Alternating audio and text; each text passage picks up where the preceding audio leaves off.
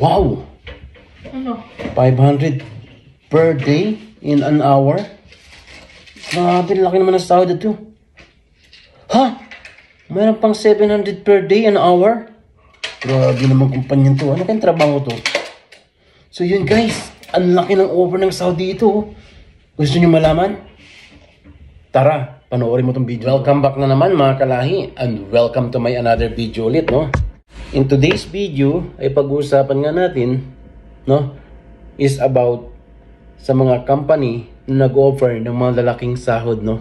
Ngayong araw is bibigyan ko kayo ng idea ng mga kumpanyang nagbibigay ng mga malalaking sahod from 25 to 45, no? Mayroon pa kang 500 to 700 a day, eh. Oo, tamang narinig nyo. Maniwalat sa hindi, mayroong mga kumpanyang nag-offer ng ganong trabaho, no? Interesado ko yung malaman kung anong trabaho to at anong kumpanya. Panoorin nyo itong video to para magka-idea kayo. So, kahit ako, nung nakita ko to is nawintang din ako, no? So, mayroon pa mga trabaho ganito, which is kayang-kaya din natin gawin, no? At apply yan, no? Lakas ng lamang ng loob at pagpupursige ang puhunan. So, swerte sa mga nakakapanood ng video ito, no, at gusto mag-explore sa Canada. At ang mapapayo ko lang is huwag nga mag-stick sa isang lugar, no. Dapat mag-explore, no, sa Canada. Kung hangad lamang din ninyo yung mga malaking kita is dito na kayo mga kalahi, no. Piliin ninyo yung mag-work sa oil and gas company. Sinasabi ko sa inyo, nandito yung pera. Madaling trabaho, or let's say may mahirap mang trabaho pero worth it naman yung rate ng trabaho mo, di ba?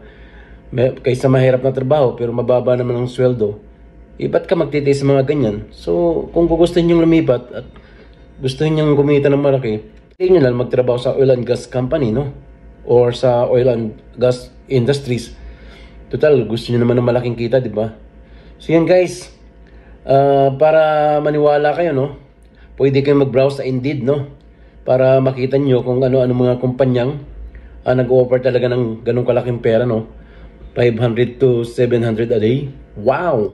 At kung tatanungin nga ninyo kung magkano yung 500 per day na yan into per hour, no?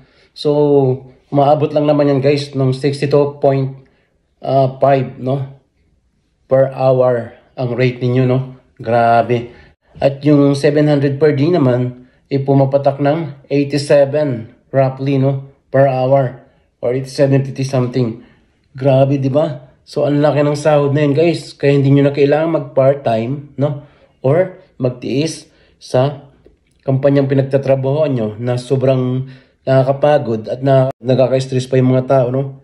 So, if I were you, ang ma-advise ko is lumipat na kayo, no? Habang bata pa kayo. At i-try ninyo, no? Huwag kayong matakot mawala ng trabaho. Dahil sa dami ng kumpanya dito, is marami kayong mapapasukan. Totoo. Basta magtiwala lang kayo sa sarili ninyo. Yun lang ang masasabi ko. At i-join nyo ang journey ko, no? Let's go! So, ayun guys. I-start na nga natin. I-browse yung mga kumpanyang nag-o-offer ng mga malalaking sahod dito sa Grande Prairie, Alberta, Canada, no? So, kung makikita nyo sa screen, ayan yung company, and then ayan yung mga job position. So, maaari kayo mag-apply dyan sa mga kumpanyang nakikita nyo pag kayo ay pumunta dito, no? So, unang gagawin niyo is mag-provide kayo ng mga certificate, no? At para magka-idea kayo kung anong mga certificate nito, is you can watch my next video, no? Para mabilis kayong matanggap ng mga kumpanyang papasukan ninyo sa oil and gas company. So, yun guys, no? Di lang kahit sa oil and gas, no? Malaking sahod maging driver, no? Is malalaki din ang sahod. Like nitong class 5, oh. Nasa 25 per hour to 26.50. So, driver lang yan ng kotse or kung ano mang van dyan na class 5, no? At ayan nga, kung makikita rin nyo sa baba, no? Ayan, no? 700 a day, full time, no? Grabe. So, ang kumpanya is Sideworks, no? So, ang kumpanya nga is Sideworks, no? Legit yan, 700 a day. Magkano in per hour yan? Pumapatak ng 82.75 yan, mga kaibigan, no? Grabe. So, yan pa yung iba. Para may mga option kayo, no? At magkaroon kayo ng idea. Ayan, no? 380. 200 to 515 per day. Water truck operator, grabe, magdadala ka lang ng tubig, ganyan kalaking sahod mo per day. Wow. So yun guys, nakikita nyo naman, di ba? And as you can see while we are browsing the Indeed app, no? Nakikita natin yung mga kumpanyang nag-offer ng mga malalaking sahod, no? So legit ba yan? Of course legit yan kasi hindi naman yan sila magpo-post ng ganyan kung hindi legit, no? At kung tatanungin niyo kung madali bang makapasok dyan, walang mahirap mga kaibigan or mga kalahi, no? Basta i-provide lamang natin yung mga requirements nila na kailangan at tayo ma-hire agad nila, no? So yun, for more informations and update, no?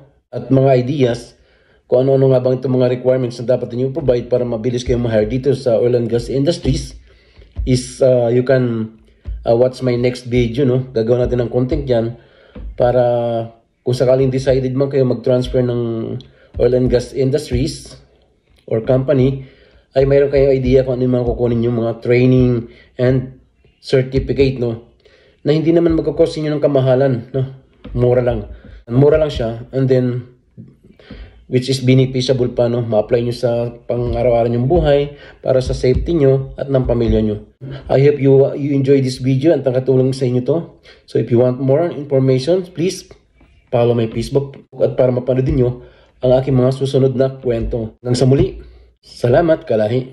Bye!